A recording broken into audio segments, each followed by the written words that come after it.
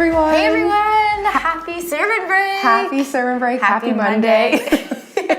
Happy Monday. We're back. We are so excited to be discussing the sermon from this past week. Yep. Loved it. So good. Pastor Rich Wilkerson Jr. from VOO Church. Yep. We love VOO Church. Yeah, we love VOO Church. I feel extra blessed because I had the opportunity to go down and hear Pastor Rich preach in person just a couple weeks ago. Yes, definitely extra blessed. We got double portion. Double portion. We got to go down to VOO to their conference last summer. So ever since hearing him speak, I just have so much respect for him, and he inspires me so much, and it was a great message. But good to see you on here. What are you having for lunch today? Where are you tuning in from? Martin says scalloped potatoes with bacon, ground beef, and peas. Interesting. That is a solid lunch, Martin. That's great. Wonder, how are you? Camille, good to see you. So great to have everyone on here. Pastor Stephen is in the chat. Yeah, let us know, what are you having for lunch? What are you having for lunch? I'm having Chipotle. Me too. I think it's just a staple around here. I think in this area. It's just so close and so quick. Yeah, so good. Well, Pastor Rich was preaching this weekend on turbulence, really. Yes. He was talking about storms, but he was talking about how he wishes he could bring turbulence to the church. Right. Like, not feeling worship, here's some turbulence. Yeah. And I want to hear, and put it in the chat, and we'll talk about it too. What's like your worst case situation with flying, turbulence, travel? I think I know what you're going to say, but go for it. I mean, I've had pretty good experiences overall. I haven't ever been in really bad turbulence, knock on wood, but I can think of this one time, me and my brother-in-law and my husband, we were going on a little trip, and my brother-in-law is a pilot, and he took us on this little plane, and he's been practicing, he's been studying to be a pilot, and he takes us over top of this forest fire, and he's all calm, saying everything's fine, but the plane is filling with smoke. And he's, again, super calm. I'm low-key freaking out over here. And he's like, we're just gonna go like above it. But then like more smoke comes in, we lose contact. But all along, he was so calm. So he was calming the storm inside. But I'll always remember that because I've never been, like you could see the forest fires down below, and I'm looking back at Stephen like, is this okay? And he's just kind of shrugging. Right. But we were fine, praise God. We landed safely. We were in really, really good hands. I need to ask him if he was stressed during that moment. I think he was, but if you know him, he's so good at being just like calm in the midst of a storm. It always inspires me. So he probably was, but never would let it show. Right. I think mine is when my mom and I were going to Powell River, which is just outside of Vancouver. It's this tiny little island off of Vancouver, and they actually weren't flying out of Vancouver Airport anymore. There was such a bad storm. It was a snowstorm, and they were like, we're not flying. No planes were flying. But there's this really small plane that was still taking one last flight. And I remember thinking, like, this is probably not a good idea, but we did it anyways, and I was pretty young, and we got on that plane, and I hated every moment of it. The turbulence was awful. I could see the actual pilot, and that made it even worse. Oh, no. And I was like, I shouldn't be able to see. Of what I was going through. I was like, I could see the pilot. I could see the, like, 4 other people on this flight with us, because everyone was smarter than to take a flight out to Powell River in the midst of a storm. But it was good. We got there safe, but then we got stranded there. Oh, no. We were stranded there for, I can't remember how many days. If my mom was put it in the chat, but we were stranded there because they stopped flying out of Powell River. So yeah, that was scary. It was very scary. It was very scary. And it's a very small island. If you've ever been, it's so tiny. Yeah, so. crazy. Yeah. Just like to be firmly planted, my feet on the ground. Yes. Well, it was a great message, and he was talking about even traveling too, like with his toddlers. Again, I haven't done that yet. Yes. But maybe one day I'll experience it. But he was just talking about how storms have their purpose. Yes. Every storm has its purpose. It was a great message from him. I feel like we were blessed. Put your sermon takeaways in the chat. We're going to watch a clip, and then we'll come back and talk about it. So check this out. Some of you are in a storm. You are in a crisis. You are in a challenge. You are facing real difficulty, but something tells me if you will faithfully follow Jesus, You're gonna get to the other side of this thing, and one day you will testify from your experience in the storm, and when you look back, you're not gonna talk about your great faith. You're gonna talk about the great grace of Jesus Christ, the God who came to you and found you and met you right there in the middle of your mess. The storm has its purpose, and it's the glory of God. It's the grace of God. So good. The storm good. has its purpose. I think it's great. I love this clip because it just kind of sums everything up. Right. And it really makes us understand. It makes it really sticky that every storm has its purpose. And it's not just for us. It's not, oh, how did we get through the storm? It's really about how God brought us through, and really understanding that we can that our faith is important. Right. And when we can just trust God in it and understand that his grace is going to be the one to cover up and help us, that's what's most important. Right. So good. I think that one of my favorite takeaways, I mean, overall, just thinking of this idea of like every time I experience turbulence, Right. thinking of it as, hey, maybe God's trying to shake things up a little bit. But I loved when Pastor said he was in the midst of two miracles, right in the middle of two miracles. Yeah. He said there was a miracle to the masses when Jesus feeds the 5,000, and then they go on the boat and they're in a storm, and then they come back and there's another miracle. And Pastor Rich was saying more individual miracles were happening. But what I think is so interesting is that now that we hear this story, we consider Jesus walking on water a miracle. Right. And we talk about it being this miracle, but to them it wasn't. They were like, we're in the midst of the storm. This is scary. This is not, I don't know what's going on. We think it's a ghost, but it's actually Jesus. Right. And so in hindsight, how many times in our lives do we look at a storm and we're like, this is a storm, but then further down the road, we're like, that was actually a miracle that happened. Yeah. Like God used that. And you're able to say, I'm so grateful that that happened because God brought you through it, and he's done something even in you.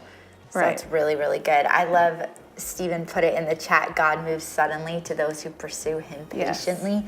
And we're definitely aligned, because that was my takeaway from it too. And I think it connects really well with what you're saying, that sometimes Pastor Rich was saying God moves slow, right? But then all of a sudden, he's slow, and then he moves fast. And then God will come in and do something in you, through you, or in your situation, just like that.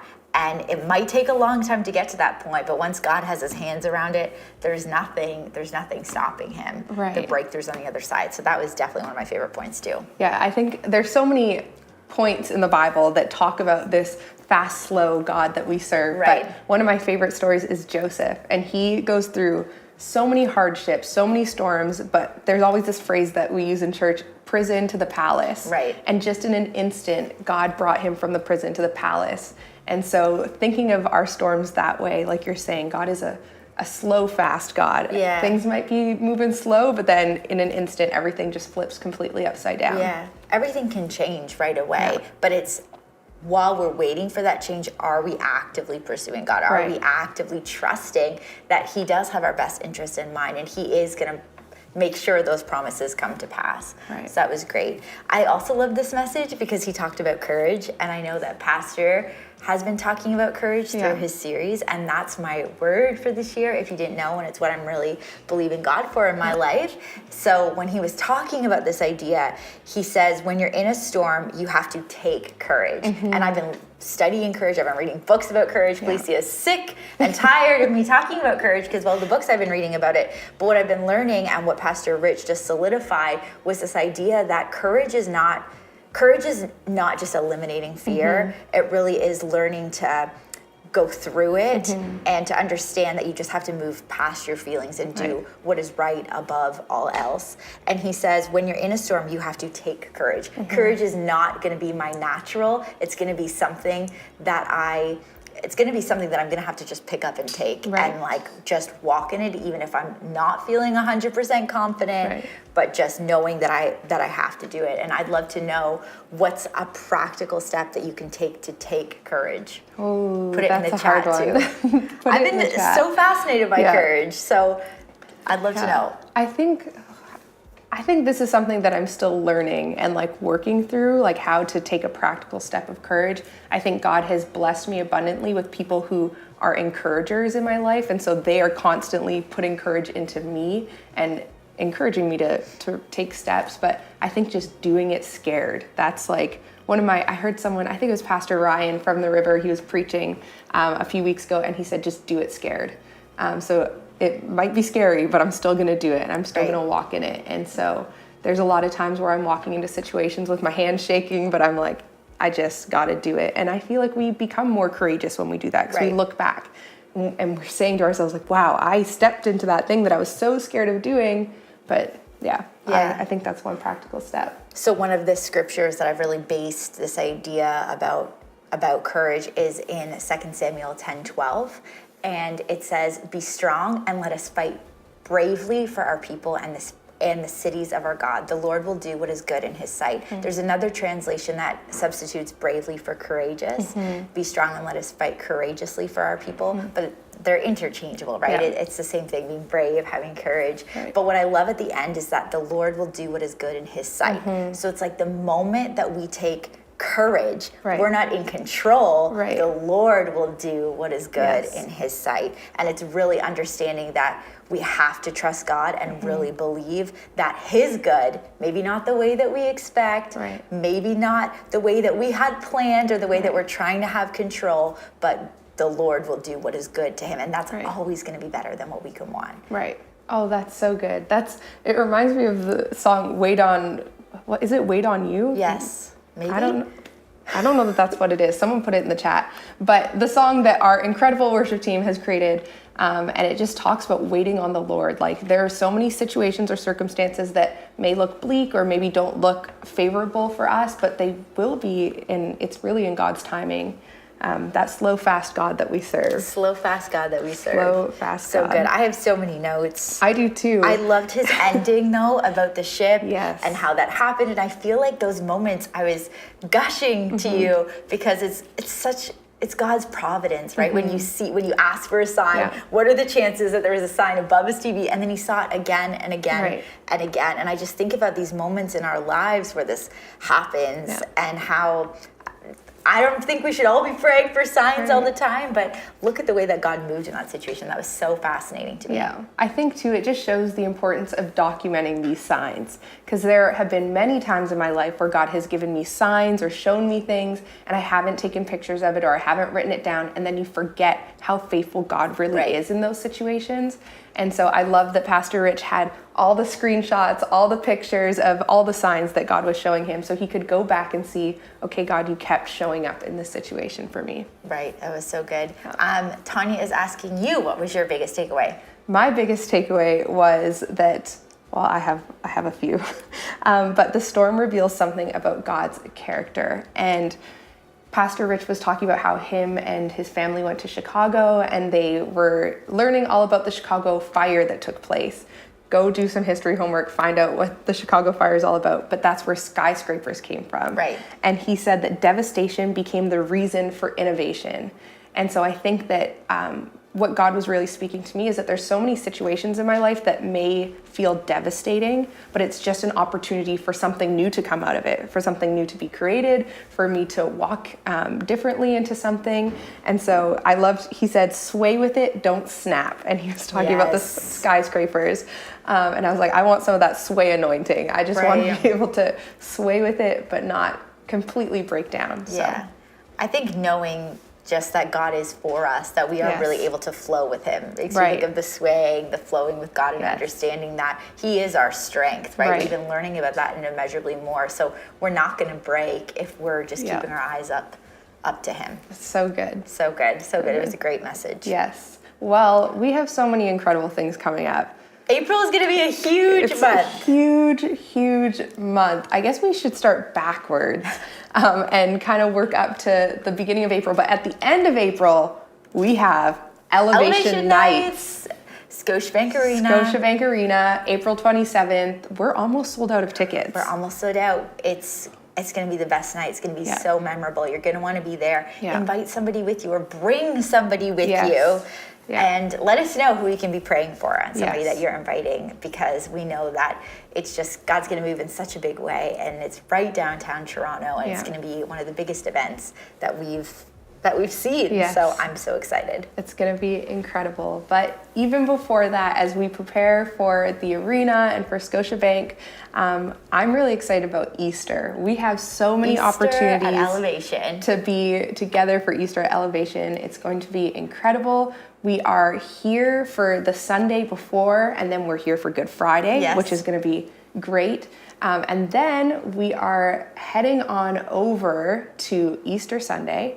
And we're here at our Mississauga location, 9:30 and 11:30, but then we go out east. Yes. Easter.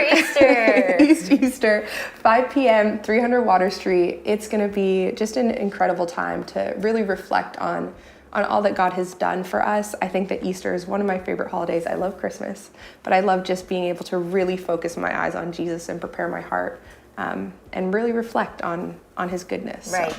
And then we are celebrating 10 years Yes. as a campus in Toronto. Monumental year. Yeah. So excited to really be just looking back on all that God has done and just believing that he's going to do even more. So Yes. make sure you come out to church Yes. on April 2nd. We'll be out in Whippy too, but you're not going to want to miss it. I just feel like it's such a great way to celebrate everything that he's done. I always say I love to celebrate things, but this church has dramatically changed my life.